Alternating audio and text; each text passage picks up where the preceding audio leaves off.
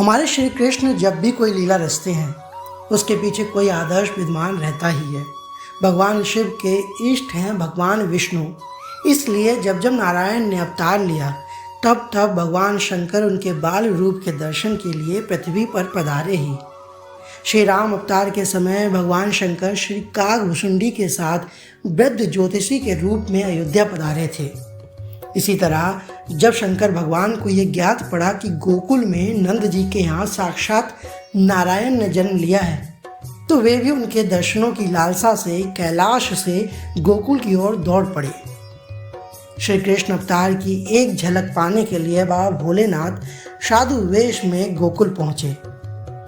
शिव जी ने जोगी का रूप सजाया और उनके अपने गढ़ श्रृंगी व भृंगी को अपने शिष्य बनाकर गोकुल के लिए निकल गए।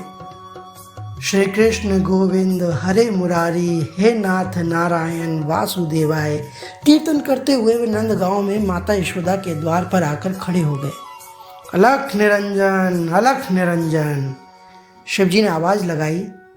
यशोदा माता को पता चला कि कोई साधु द्वार पर भिक्षा लेने के लिए खड़े हैं। उन्होंने दासी को साधु को फल देने की आज्ञा दी। दासी ने हाथ जोड़कर साधु को भिक्षा लेने और बालकृष्ण को आशीर्वाद देने के लिए कहा। शिव जी ने दासी से कहा कि मेरे गुरु ने मुझसे कहा है कि गोकुल में यशोदा जी के घर परमात्मा प्रकट हुए हैं, इसलिए मैं उनके दर्शन के लिए आया हूँ। मुझे लल्ला के दर्शन करने हैं।